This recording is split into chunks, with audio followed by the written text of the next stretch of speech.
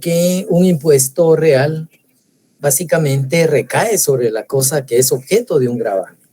Y acá no se tiene en cuenta la situación de la persona que es dueña de ese objeto y que, dicho sea de paso, pues se debe cancelar el impuesto. El mal llamado impuesto de circulación de vehículos que venció el día de ayer, por ejemplo, es uno de esos impuestos reales. La ley de herencias, legados y donaciones pasa a ser otro. Aquellos aranceles a las importaciones también pasan a ser otros. Famoso impuesto al cemento o el impuesto a los cigarrillos o al licor o el IVA pasan a ser impuestos que tienen esa calidad de impuestos reales. Es decir, caen sobre esa cosa que es el objeto del gravamen como tal. Mientras que un impuesto personal, aquí lo que se toma en cuenta son las condiciones que la persona tiene en carácter de sujeto pasivo. Recae sobre el total de la capacidad de un contribuyente, es decir, sobre aquella capacidad contributiva del sujeto pasivo.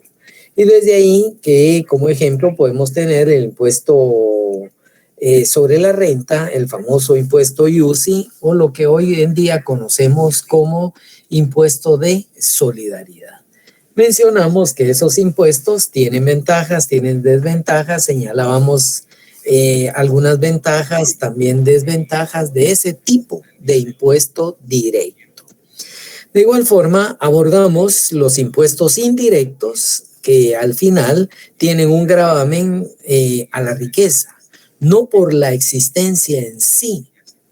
Es decir, surgen como aquella manifestación que afecta la riqueza de manera mediata. Un impuesto que se va a recibir en ocasión de ciertos actos que se den en la vida económica del sujeto como tal. De ahí que tengamos que ese tipo de impuesto indirecto pueda recaer sobre los actos de consumo o bien sobre actos como tal, actos del ser humano. Podemos decir que aquellos actos sobre consumo recaen sobre la producción o transferencia de algunos bienes.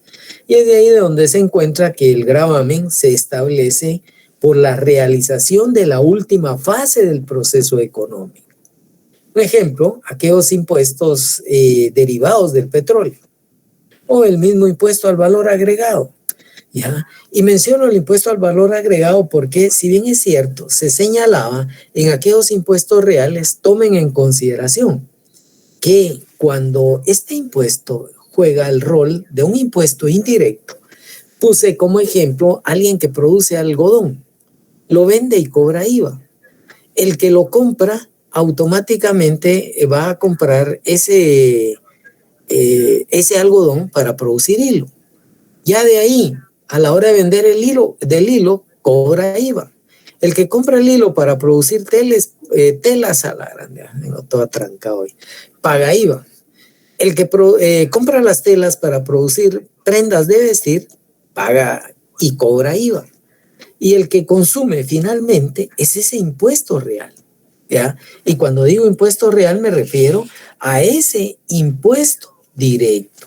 Mientras que es indirecto, mientras sufrió la cadena de distribución y cobro del impuesto al valor agregado en la venta del algodón, en la venta del hilo, en la venta de las telas, en las telas para producir bienes, ¿ya?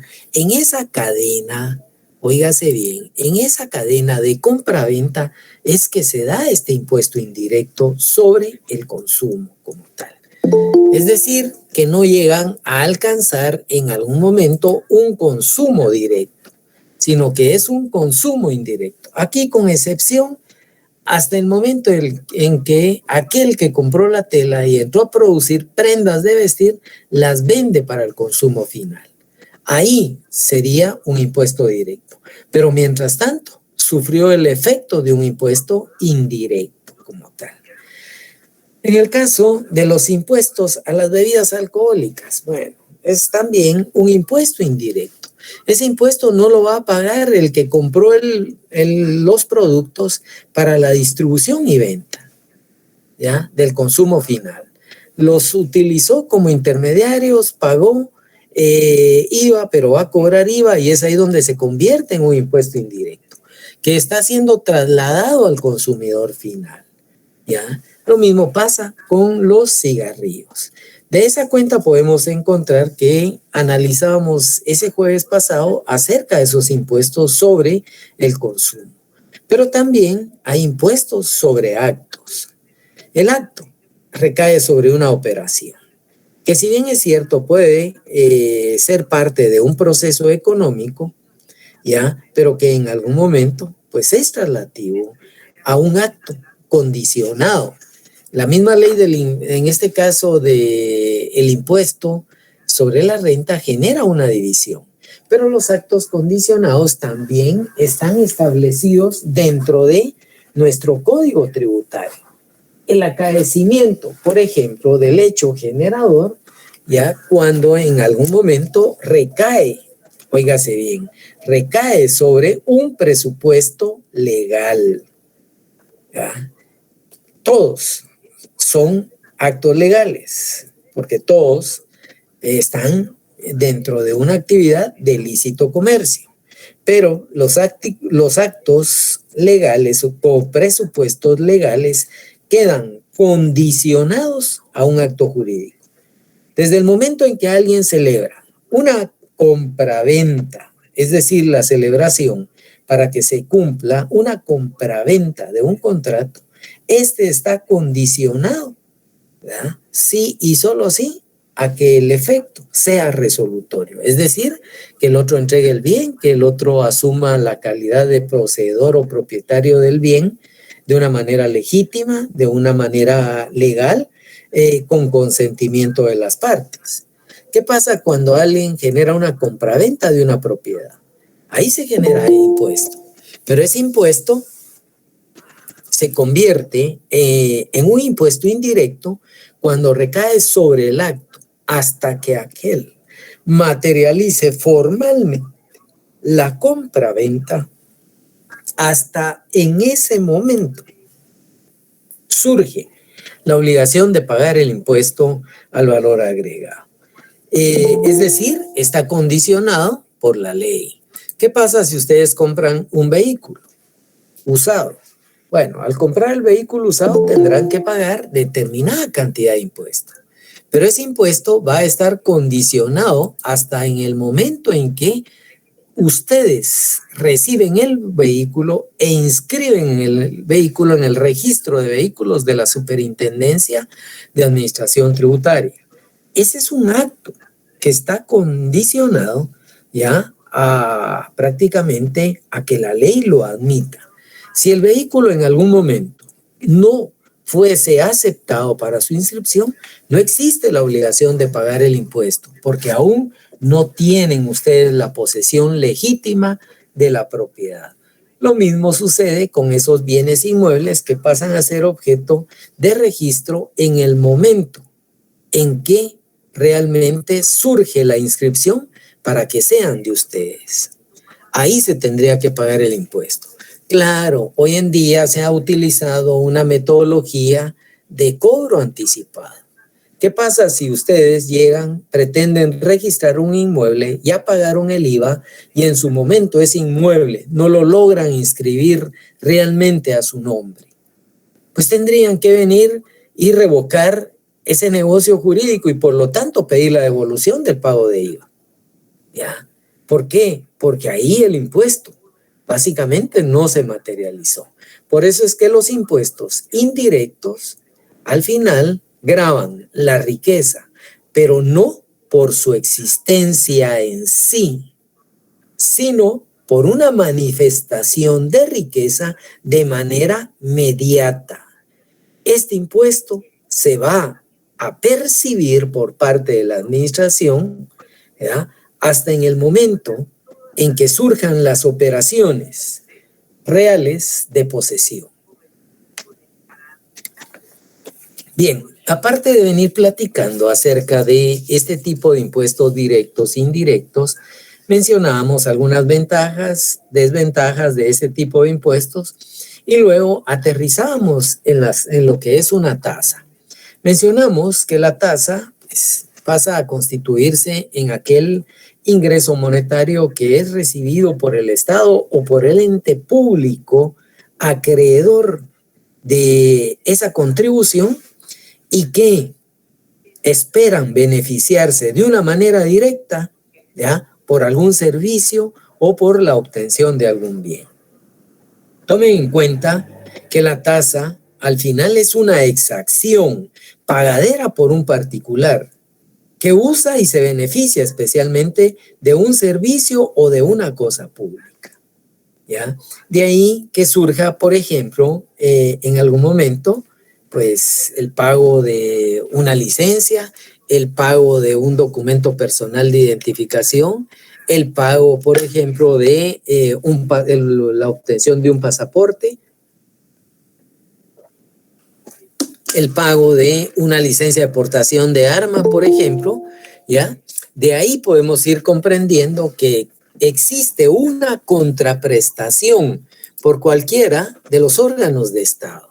De igual forma, hay aranceles que se deban de pagar, por ejemplo, en el Ministerio de Economía a través del registro mercantil o bien a través del registro de la propiedad industrial al registrar una marca, un eslogan, un nombre comercial, por ejemplo, o bien de la propiedad industrial al obtener una patente de invención, una patente de producción como tal. De ahí se recibe la contraprestación. Pero hay entes que gozan de autonomía. Y en esos entes que gozan de autonomía, pues concretamente está la municipalidad. Las municipalidades en algún momento cobran determinadas tasas. Tasas por canon de agua, tasas por algún otro tipo de prestación, entiéndase por la autorización de el poder expedir una licencia de construcción o bien la licencia para la explotación de un servicio que esté regulado y controlado por el gobierno local. Ejemplo, los mototaxis, ejemplos, las bicicletas aquellas de traslado de personas o de bienes, ejemplo, los taxis como tal. De esa cuenta, hay que tomar en consideración que los gobiernos locales tienen una serie precisamente de servicios que puedan prestar y sobre los cuales van a pretender obtener un recurso económico. Bueno, se analizaban algunas características de la tasa como tal en sentido general, como aquella que al final la primera característica, pues siempre el cobro tiene que estar fundamentado en una ley o aprobada, pueda que sea aprobada por el Congreso o pueda que sea aprobada por el gobierno local. También tomemos en consideración que cuando los gobiernos locales, es decir, las municipalidades, cobran algunas tasas, esas tasas o esas contribuciones especiales tienen que estar supeditadas tanto al artículo 72 del Código Municipal como al 239, que es el principio de legalidad, y el 255 constitucional, que tiene que ver con la captación de los recursos del municipio, ¿ya? Otra de las características es de que todo cobro debe entonces de tener legislación aprobada, ¿ya? Y cuando me refiero a legislación, también me estoy refiriendo a una norma para efectos que le dé nacimiento a la obligación como tal. Y una de las últimas características es que las tasas como tal deben de prestarle una contraprestación, es decir, el servicio o contraprestación, ya sea por parte del Estado o por parte del ente, en este caso de autonomía como tal, deben de prestar un servicio o brindar un bien. El canon por servicio de agua potable, por ejemplo, es una de ellas. O, por ejemplo, una tasa municipal para efectos de el derecho a una exhumación dentro de un cementerio municipal, ¿ya? Es parte de, o aquel servicio de tasa de autorización para efectos de poder tener el uso de suelo de un municipio. A ver, por ahí, vamos a ver, Wanda, Ninet, licenciada Nina, cuénteme.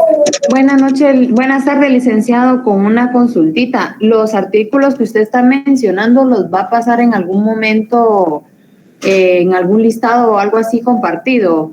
No, licenciada. Porque es que algunas veces no me da tiempo de escribirlos porque por la ley y luego el artículo y la otra ley no me da tiempo de escribirlos, por eso le preguntaba, Ya. licenciada. No, pero cuando sea así, pregúntelo, no tenga pena, ¿eh? Lo molesto si podría repetir los que acaba de mencionar, perdone. Mencionada 239 y 255 de la Constitución, y está el 72 del Código Municipal. Que, si mal no recuerdo, déjenme ver si tengo un código municipal a la mano, que no lo tengo, pero recuerdo que el mismo regula. Vamos a ver si contencioso. No. Ay, bueno, el 72, según nuestro código municipal del artículo 72, establece precisamente servicios públicos municipales. El municipio debe regular y prestar los servicios públicos municipales en su circunscripción territorial y por lo tanto tiene competencia para establecerlos, mantenerlos, ampliarlos y mejorarlos en los términos indicados en los artículos anteriores, garantizando el funcionamiento, en este caso, eficaz, seguro y continuo, y en su caso, la determinación y cobro de tasas y contribuciones equitativas y justas.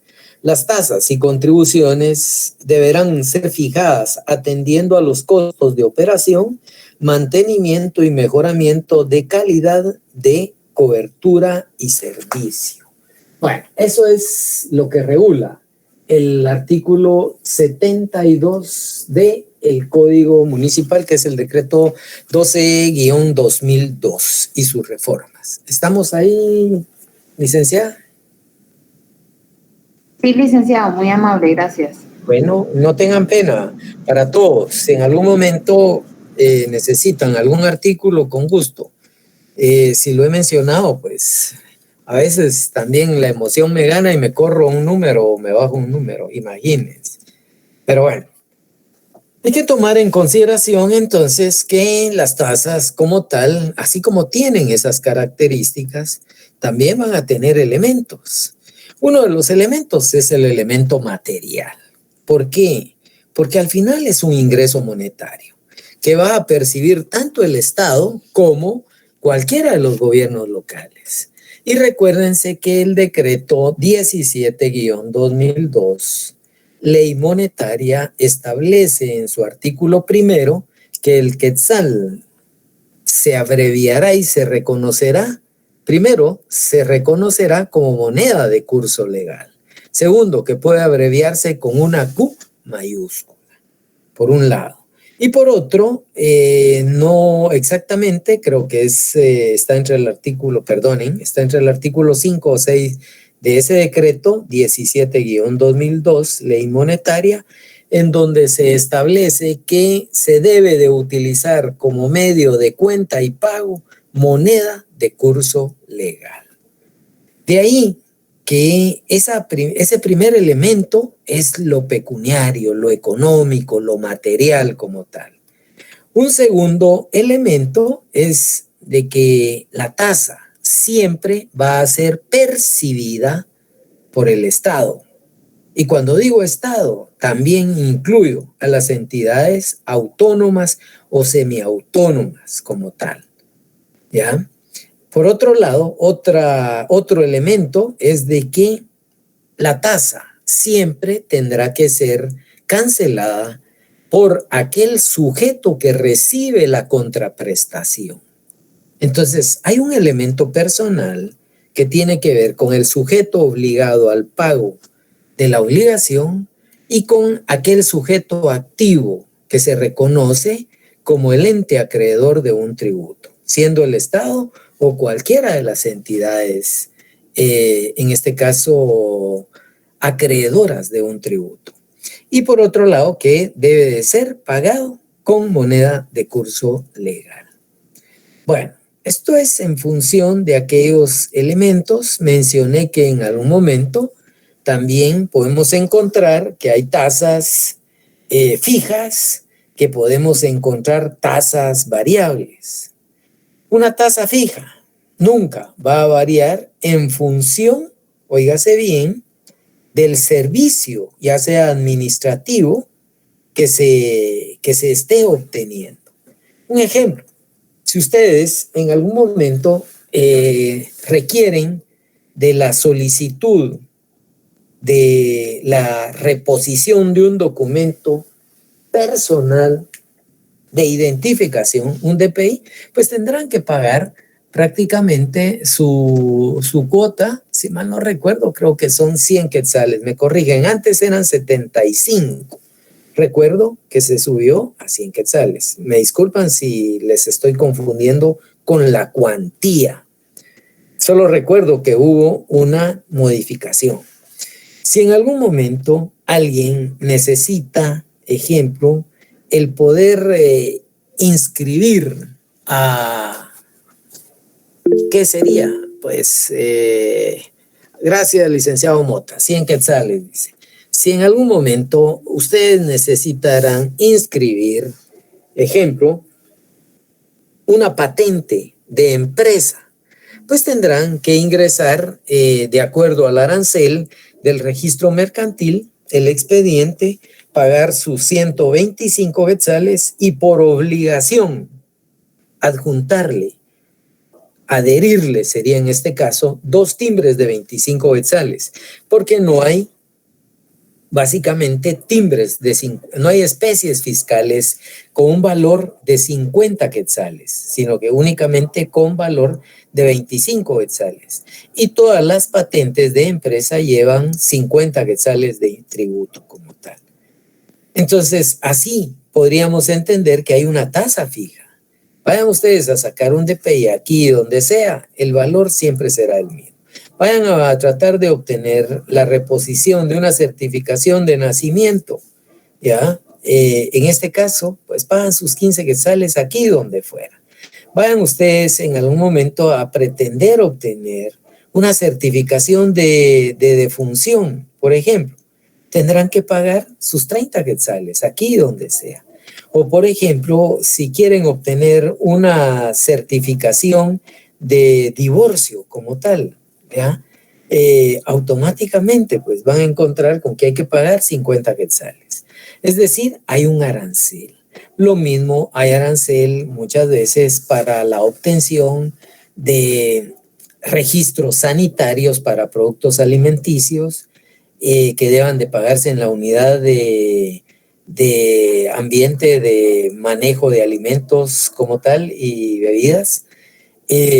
O bien para poder obtener una patente en el registro mercantil, hay arancel, o bien en el Ministerio de Salud, aparte de este tipo de licencias, para efectos de poder obtener la autorización de plantas procesadoras de alimentos, o bien en algún momento el mismo registro que en algún momento se quiera obtener para el solo hecho de poder obtener la licencia de autorización de una planta de tratamientos. Ya sobre ahí hay tasas fijas, siempre se pagará lo mismo. Mientras que en algún caso hay criterios que llevan la modificación del cobro de una tasa. ¿Ya? ¿Y por qué? Porque muchas veces se utilizan coeficientes económicos del costo que lleve la implementación de un servicio a efecto de poder cobrarles en algún momento una tasa variable. Un ejemplo de esto. ¿Qué pasa cuando ustedes quieren hacer uso de la autopista? No les van a cobrar lo mismo si van en una motocicleta que si van en un vehículo de 4 ruedas, a que si van en un microbús o en un camión. Ya hay tasas distintas, ¿ya? Pero óigase bien, se está utilizando la misma autopista y está variando constantemente. ¿Por qué? En algún momento cobraban 3 quetzales, luego se fueron a 5 quetzales, luego se fueron a 8 quetzales. Ahorita creo que andan en el orden casi de los 15 quetzales como tal. Entonces van modificándose. El otro tema de este tipo de tasas variables podríamos incluir como las famosas estampillas que se cobraban o que cobran en el Correo Nacional, aunque ha existido un gran dilema por el uso del Correo Nacional. No es lo mismo a que manden un paquete a que vaya un sobre como tal. Entonces tienen tasas variables como tal. El costo irá en función del bien que estén utilizando, ¿ya? Bien, esto sería en función de lo que son las tasas. Recuérdense que veníamos platicando de que hay impuestos, que los impuestos pueden ser directos, indirectos, que hay tasas, que las tasas al final tienen una subclasificación entre fijas y variables, y aparte de ello también se menciona que hay contribuciones especiales. ¿Qué es una contribución especial? Bueno, aquella contribución especial pasa a convertirse en todo aquel tipo, óigase bien, de contraprestación o contribución a una contraprestación, creo que es lo correcto, en donde un contribuyente se la va a trasladar al Estado esa contribución, pero a cambio va a recibir una contraprestación fija unilateralmente por parte del Estado. Y no se dice que es tasa, ¿por qué? Porque no le aplica a todos los ciudadanos. Una tasa sí. Si ustedes van a mandar una carta normal, cualquier ciudadano puede hacer uso de esa tasa, que puede ser concretamente variable, porque dependerá del tipo de carta, el tipo de peso de carta para efectos del cobro. Mientras que la contribución especial, ustedes van a recibir, entiéndase, una contraprestación directa, ¿ya? Pero que en algún momento el Estado, por esa contraprestación directa, les va a fijar una contribución especial, la cual tiene carácter obligatorio y puede ir dirigido a uno o varios sujetos de un sector determinado dentro de la población. Una obra de interés general, ejemplo, ¿ya?, va a obligar a que exista una contribución especial. La pavimentación, por ejemplo, de una carretera que por años esté totalmente abandonada. A ver, por ahí levantaban la mano. Licenciada, no tenga pena, pregunte. Licenciada. Sí, licenciado, perdón, es que no activaba esto. Licenciado, hace unos días yo vi que Antigua Guatemala había puesto que le iban a cobrar 20 quetzales a los turistas, por quedarse en un hotel de 4 o 5 estrellas. Entonces, ¿esto es permitido o no es permitido, licenciado? Bueno, aquí habrá que revisar ahí sí que el contexto completo de la ordenanza municipal. ¿Por qué? Porque ahí se va a determinar cuál es el hecho generador y cuál, dicho sea de paso, puede ser un fundamento. Yo de entradita, cuando escuché que era para hoteles 5 estrellas, 4 estrellas o bien aquellos hoteles boutique,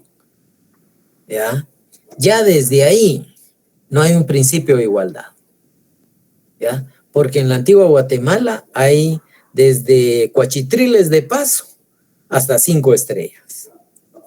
Y aquí hay que tomar en consideración, Cuando menciono cuachitriles de paso, he visto uno que dos de esos autohoteles ubicados dentro del sector de la Antigua, que en realidad eso es un cuachitril de paso. Aparte están los mochileros, aparte vienen ya en un grado de autorización por parte del INGUAT. Y habría que revisar el contexto completo de la ordenanza y es más, fíjese que hasta me llama la atención y creo que valdría la pena que nosotros realizáramos como sección un análisis jurídico de ese tipo de ordenanza para ver si llena los elementos esenciales de la igualdad, de el principio de legalidad y de el principio de capacidad de pago, no dejando de lado precisamente la estructura de la pirámide de Kelsen para visualizar las leyes constitucionales, código tributario, leyes tributarias, ley del organismo judicial, reglamentos, ordenanzas hacia abajo y ver si en realidad es legítimo o es ilegítimo el pago. Tomemos en consideración que si se trata de un gravamen al cual, y ya solo ahí le dejo la clave de resolución del conflicto, si en esa ordenanza se establece un impuesto, que me disculpen, ellos no tienen, y me refiero al Consejo en pleno, no tiene la capacidad para poder establecer tributos. Basta con revisar el 239 de nuestra Constitución Política, en donde se establece claramente que es competencia exclusiva del Estado a través del Congreso de la República el decretar impuestos ordinarios, extraordinarios, contribuciones especiales, arbitrios, ¿verdad? Y aquí hay una situación. Un impuesto, atendiendo al artículo 17 del Código Tributario, no genera contraprestación. Entonces, si no hay una contraprestación para el que lo pague, es un impuesto. Ya de ahí no hay capacidad de sanción de ese acuerdo, en este caso, esa ordenanza municipal. Y hasta me podría llevar a través de una declaración de antejuicio del alcalde Víctor Hugo del Pozo y su consejo por usurpar calidades que es competencia de un Congreso de la República. Eso si la ordenanza lo estableciera como tributo. Si lo establece como tasa, aquí viene la interrogante. ¿Hay contraprestación? No hay contraprestación. No llena la calidad como tal. Así como está ese cobro, también está el cobro de marbetes, ilegal como tal. ¿Por qué? Porque ahí se coarta en el lado del marbete la libre locomoción. Es cierto, le dejan circular, pero le están amenazando con sancionarle y después le empiezan a aparecer sanciones. Peor ahora que ya hay convenios suscritos entre SAT y la policía, en este caso, pues las municipalidades, para que las ejecuten, en este caso, la Policía Municipal de Tránsito, sancionando por no cumplir con las condiciones de regulación de parqueos. Pero no le dicen que es porque no pagó marbete, sino que le dejan una sanción pegada sencillamente por ese tipo de condición. Y en el caso, aquí ya viene lo interesante, en el caso de ese cobro, ligeramente de lo que se ha escuchado, que les trasladan la responsabilidad de la recaudación aquí viene, a los hoteles, perdóneme, pero el 134 de la Constitución Política de la República claramente deja normado que la delegación la otorga el Estado, no las municipalidades. Y esa delegación de autonomía, esa delegación de cobro, el Estado se la trasladó en algún momento a la Superintendencia de Administración Tributaria. Y aparte todavía, colocándole una guinda sin conocer esa ordenanza municipal, porque hay que estudiarla de fondo, se encuentra uno con que, ¿para qué está el Instituto Guatemalteco de Turismo cobrando un 10% sobre hospedaje? Para promover, ojo, para promover el turismo a nivel nacional. Ese es un cuasi tributo, pero está instituido desde antes de esta Constitución. Por eso es que mantiene vigencia. Y el 243 de la Constitución le regula tácitamente que en caso de doble o múltiple imposición deben de eliminarse progresivamente en aras de no dañar los ingresos del fisco como tal.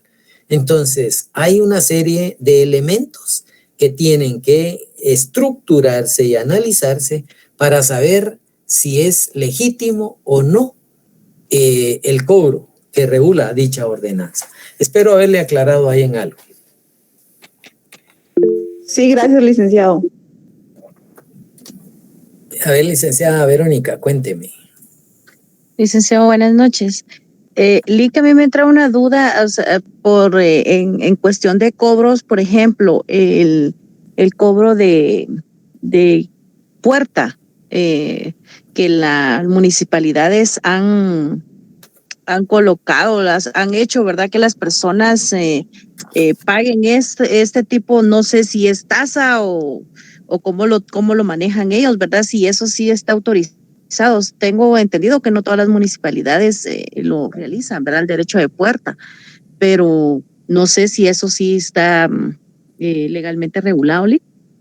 Bueno, recuérdese que ese famoso derecho de puerta en algún momento surgió como consecuencia de un arbitrio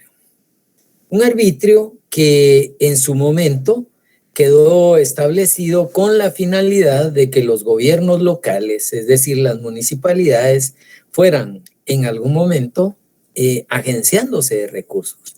Lo mismo que pasaba con el boleto de ornato.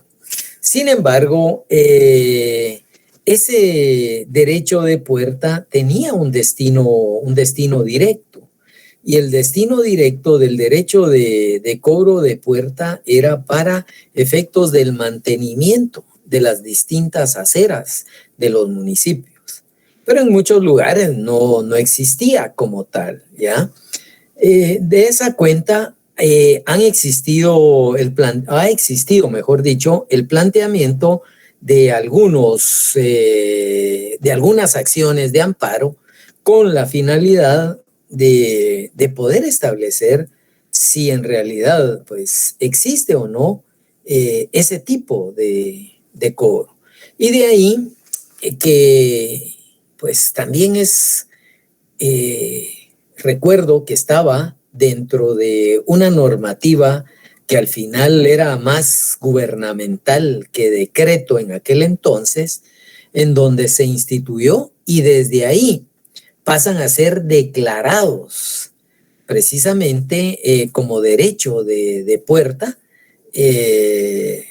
pues por parte de la Corte de Constitucionalidad.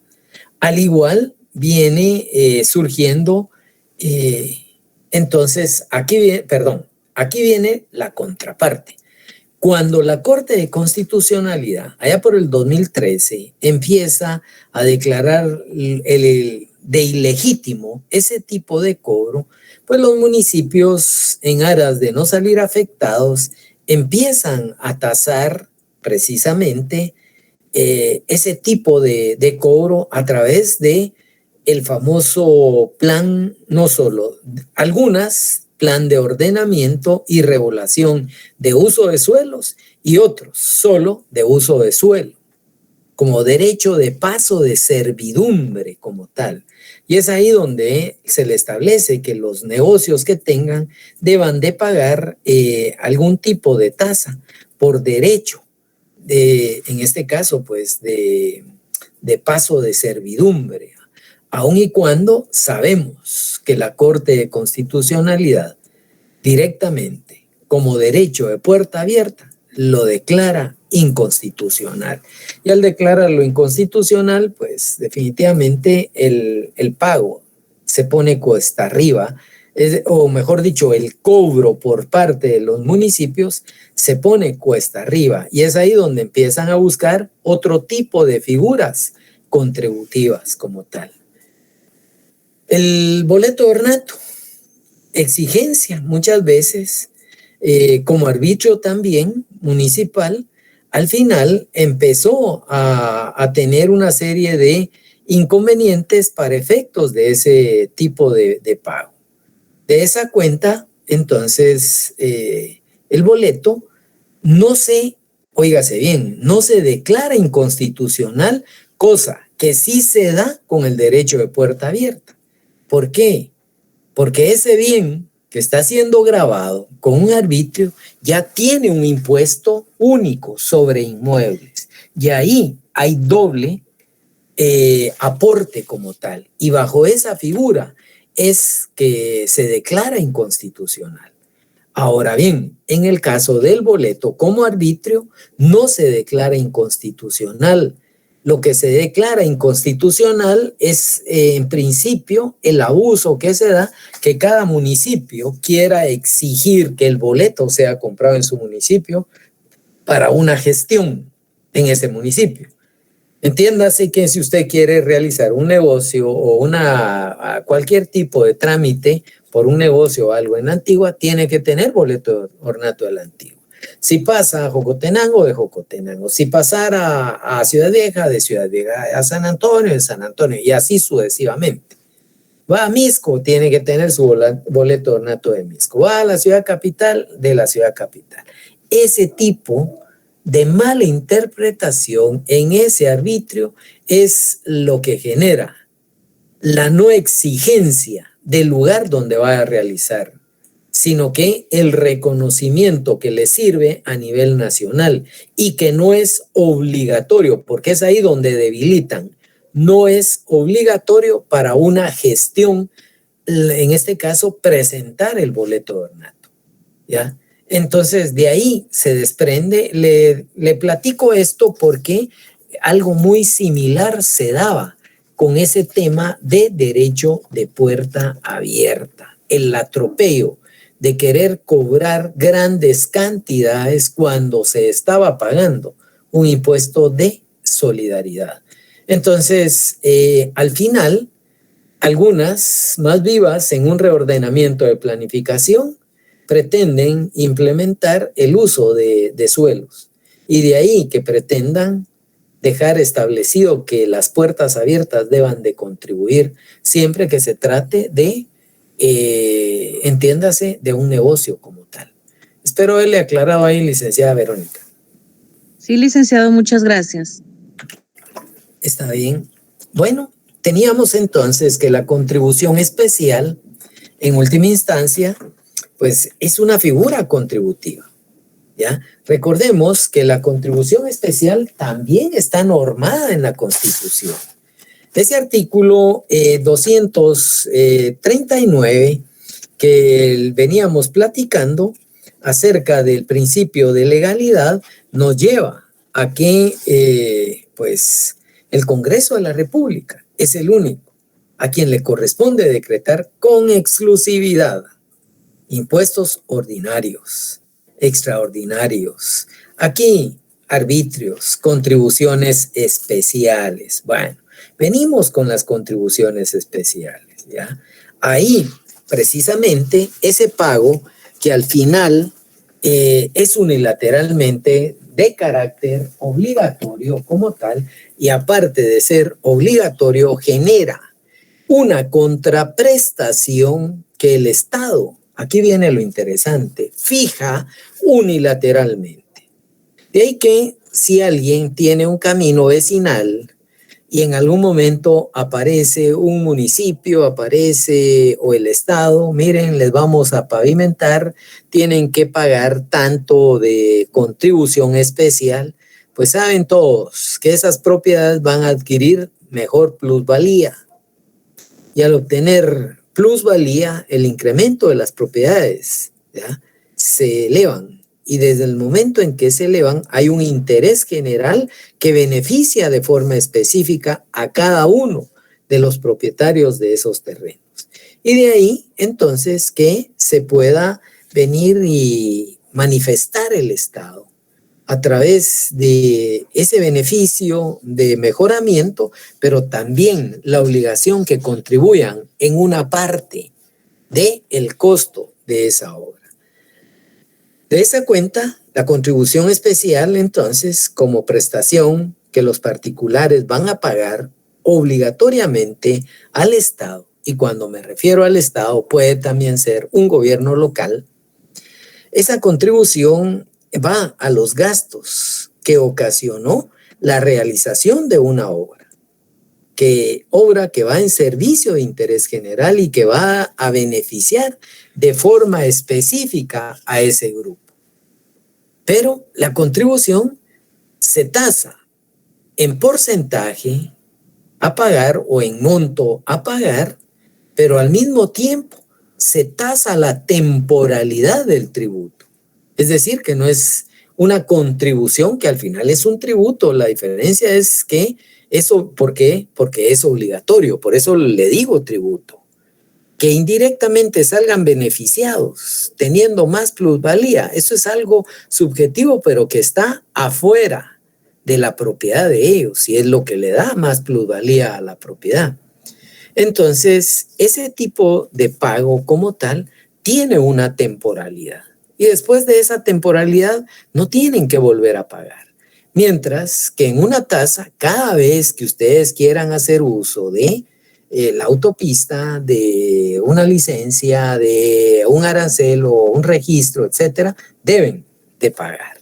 Esa es la diferencia entre la tasa y la contribución especial. La contribución especial llega a tener algunas características. Primero, una figura jurídica tributaria, pero el Estado le impone y es obligatoria. Esa es una primera característica. Una segunda es que pasa a ser equivalente del beneficio que va a obtener en ejecución de la obra. Es decir, ese equivalente de beneficio es, bueno, si yo quiero vender esta granja el día de hoy, pues me dan nada más 200,000 quetzales. Polvo, aquel famoso polvío, mientras que cuando ya hay una carretera, cuando ya hay cunetas de captación de aguas pluviales, cuando ya hay energía eléctrica, ese mismo terreno de 200 fácil puede adquirir un sobreprecio de 500,000 quetzales. Entonces ahí hay una característica equivalente del beneficio que se va a obtener con motivo de la obra como tal, pero una obra que es de interés general, no particular. Bueno, otra característica esencial es de que la contribución es pagada siempre por un particular que de manera inmediata o mediata o indirecta o directa pueda recibir el beneficio como tal de la obra, el beneficio, la comodidad de la obra, si queremos verlo así. Y una última característica que podríamos señalar, hay miles, pero acá vamos a dejar unas 3, 4 nada más, es precisamente que la obligatoriedad es impuesta por el Estado. Así de fácil, no por la persona, no por el gobierno local, no, es impuesta por el Estado. Todas aquellas propiedades que era súper difícil accesar cuando no existía anillo periférico.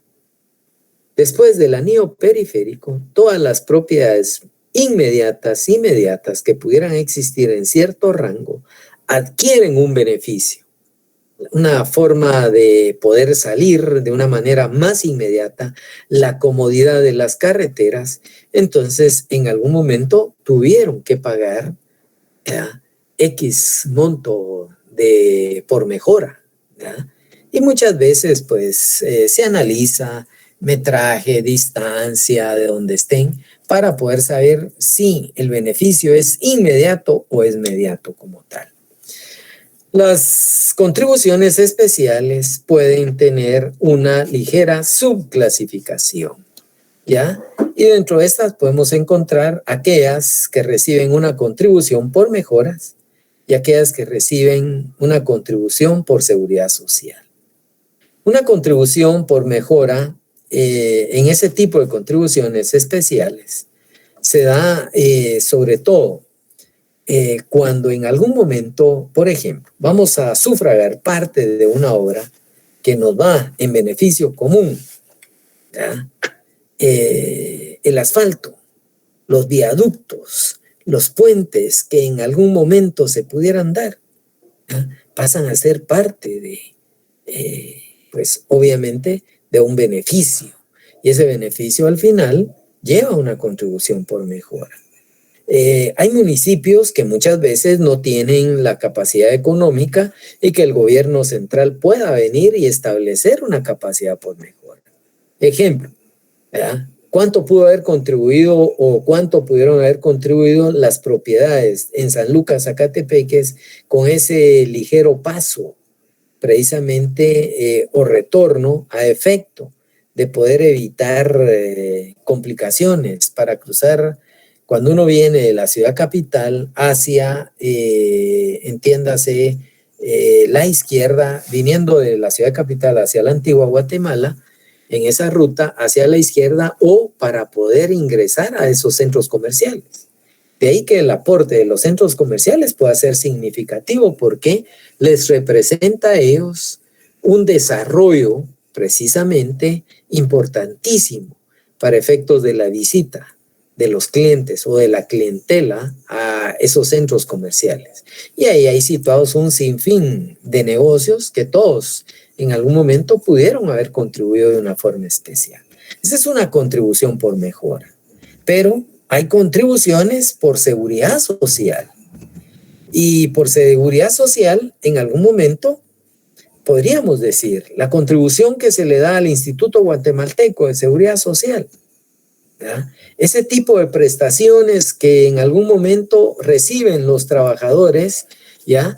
Se debe no solo al aporte que ellos en algún momento puedan venir y hacer efectivo en el Instituto Guatemalteco de Seguridad Social, bajo el descuento que realizan los patronos, sino que también el aporte de los patronos para efectos de que el servicio sea sostenible.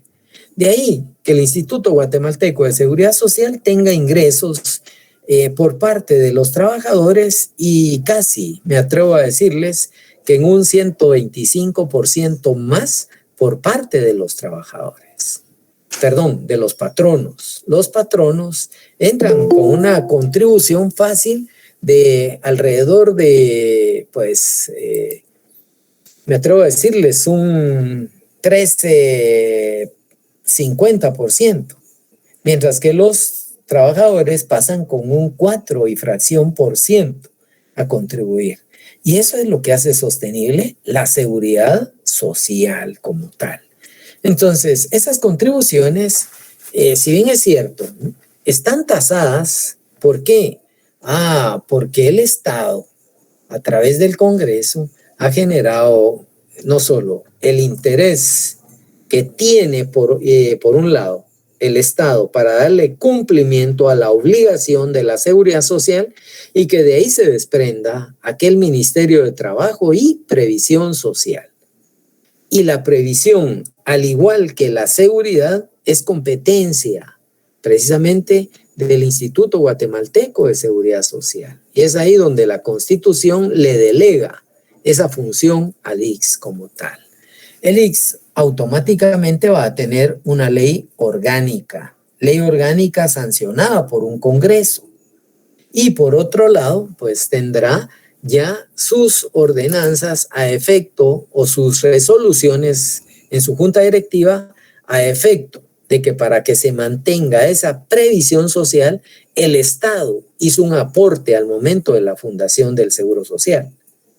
Un aporte que es el que le permitió empezar a darle cobertura a cualquier inconveniente sea bueno o malo hoy en día, pero el espíritu era darle un soporte al trabajador estatal en ese momento. Y luego se empezaron a adherir la gran cantidad de empleadores para hacer efectivo precisamente el sostenimiento de la seguridad social. Es así como se da una contribución por seguridad social.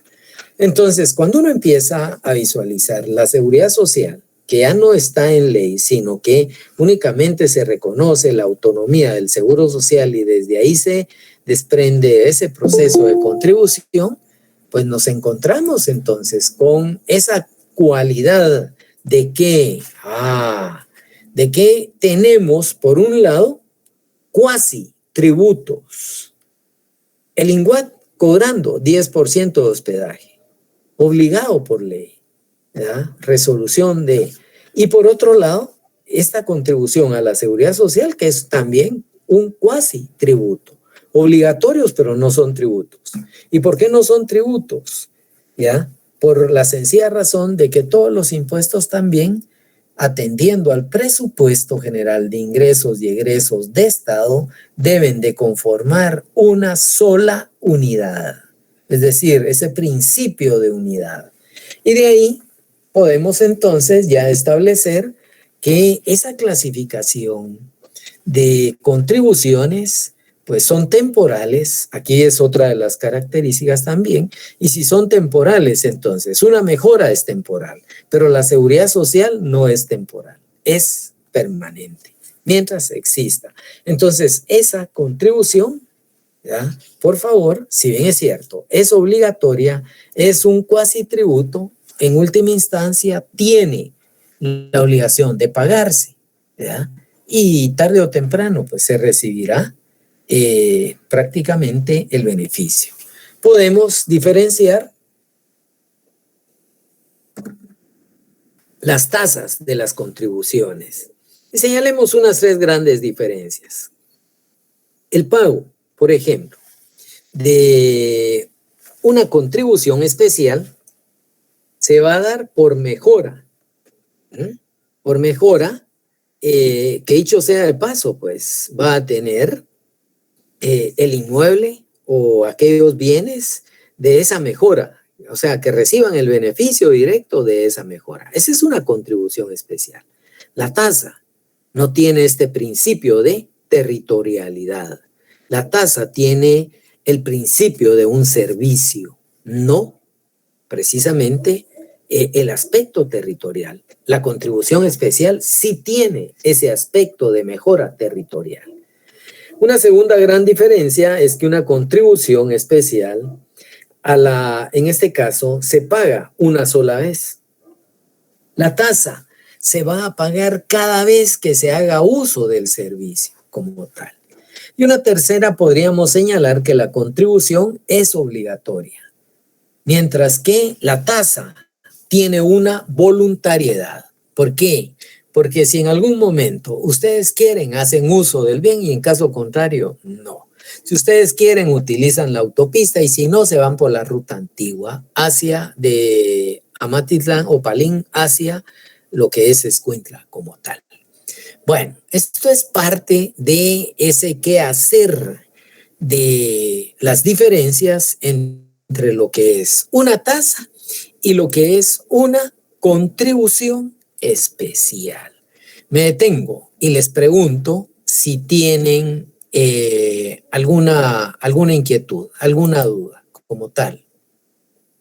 Con toda confianza, por favor.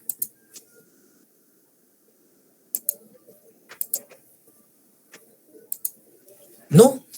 Lick, disculpe, en las diferencias, en la última que usted mencionó, por ejemplo, de la tasa, dijo que era voluntariedad, pero no capté en la contribución especial. No. El pago por una contribución es obligatoria. La tasa es voluntaria. ¿Ya? ¿Por qué? Porque el pago en una contribución, su bien está ahí, es territorial y va a recibir el beneficio. La tasa es voluntaria porque si quiere la usa, si no, no. ¿Estamos ahí? Sí, Lick, muchas gracias. Bueno, les voy a dar 3 minutos para que me respondan, por favor. Aquí en el chat estoy dejando el Google Forms para que me trasladen sus datos de asistencia del día de hoy, por favor. Carnet y nombre nada más. 3 minutos les doy para que puedan hacerlo, por favor. Ya dependerá también de cómo se visualicen. Ejemplo, un tributo. Hay que tomar especial cuidado. Que un tributo nos lleva pues a una serie de posturas doctrinarias o desde un punto de vista especial. La doctrina reconoce los tributos desde el lado de lo que es un impuesto, desde aquel lado en donde tenemos tasas o donde tenemos contribuciones especiales. Es una clasificación doctrinaria. 3 formas de poder, en este caso, establecer lo que en última instancia es un tributo. La clasificación legal nos lleva a que hay impuestos, a que hay arbitrios, a que hay contribuciones especiales y por mejoras como tal. Entonces los tributos van a tener o pueden observarse desde una tendencia doctrinaria y una clasificación legal. Depende mucho de qué estemos hablando. Si hablamos de la clasificación legal, reitero, impuestos, arbitrios, contribuciones especiales y por mejoras. Si nos referimos a una clasificación doctrinaria, ahí vamos a encontrar impuestos, ahí vamos a encontrar tasas, ahí vamos a encontrar contribuciones especiales. Y de esa cuenta podemos subdividir a los impuestos. Los impuestos que tanto los encontramos en la clasificación doctrinaria como en una clasificación legal. Los impuestos tienen principios. Los impuestos tienen características. Los impuestos tienen una clasificación como tal. Y podemos establecer entonces que hay impuestos atendiendo, aquí ya viene, a sus principios de justicia, de certidumbre, de comodidad, de economía, lo coercitivo. Y eso lo analizamos con anterioridad. Las características de esos impuestos, no hay contraprestación. El destino prácticamente de esos impuestos es a financiar los ingresos de Estado. Son 2 características básicas de un impuesto como tal. Dentro de la clasificación podemos encontrar aquella clasificación de impuestos directos y aquella clasificación de impuestos indirectos, en donde sabemos que los impuestos directos, que básicamente pues serían un impuesto sobre la renta, un impuesto único sobre inmuebles, las herencias, legados y donaciones. O que donde impuestos indirectos pueden ser, por ejemplo, aquel impuesto a las importaciones, aquel impuesto sobre timbres fiscales, sobre IVA, sobre bebidas alcohólicas, sobre petróleo y sus derivados, o el mal llamado impuesto de circulación de vehículos, como un impuesto, en este caso, indirecto. Y bajo esa estructura, entonces, podemos decir que las tasas tienen características, que tienen elementos, y también podemos encontrar una clasificación. Y esas tasas, atendiendo a sus características, la voluntariedad es atendiendo a que si se quiere o no el servicio. ¿Qué es público? Sí, porque solo un ente público le va a dar un servicio en donde le cobrará una tasa. ¿Qué es legal? Sí, porque va a estar establecido o en una ley o en un reglamento o en una, en este caso sería una ordenanza municipal. ¿Por qué?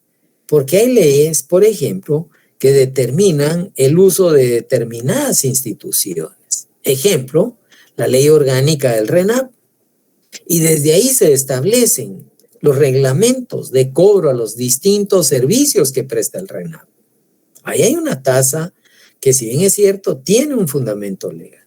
Una ordenanza municipal puede establecer también aquel tipo de cobro que va a generar por una actividad y puede desde ahí normar sus distintos reglamentos respectivos.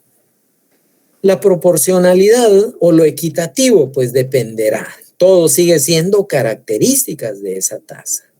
No se olviden que mencionamos que hay un elemento de un ingreso monetario, el pago por un servicio especial o un contraservicio o una contraprestación, que es lo mismo, un pago por quien recibe el servicio, ¿verdad? Entonces ya dependerá. Y también que las tasas, atendiendo a esos elementos económicos, pueden ser divisibles. Dependen mucho del tipo de servicio para saber la cuantía de lo que haya que pagar. Dentro de la clasificación de las distintas tasas, recuérdense que hay peaje. Ejemplo, el Diario de Centroamérica tiene un arancel para efectos de las distintas publicaciones. El mismo Registro General de la Propiedad tiene su arancel para cobro del registro de propiedades. El mismo tema de registro mercantil también tiene. Ya el Ministerio de Salud tiene, el otorgamiento de documentos tiene, cuánto les cuesta una certificación. Ya de ahí depende mucho del tipo de servicio para saber esa clasificación. Pero las tasas en algún momento nos llevan a que deje de ser un impuesto de contribución especial, por ejemplo, la seguridad social, y se convierta entonces en una contribución de clase especial. La seguridad social, el IX, por ejemplo, ¿ya? Por un lado. Y por otro, pues si queremos ver esa contribución especial, definitivamente es un tributo, pero que si va aplicado a la territorialidad, entonces nos encontramos con ese tipo de contribución, ¿ya? Que básicamente es por mejoras. Una contribución por mejoras que le lleva a que los bienes obtengan una plusvalía como tal. Bueno, dejo hasta acá lo que se refiere a tasas e impuestos.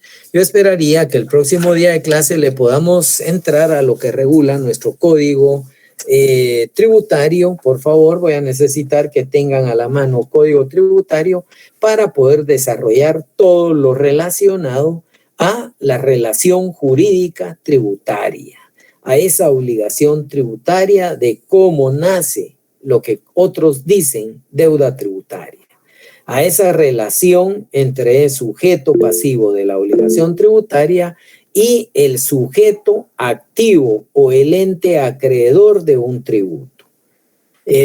Paso a desearles desde ya, si no hay alguna pregunta, muy buena noche. Feliz noche.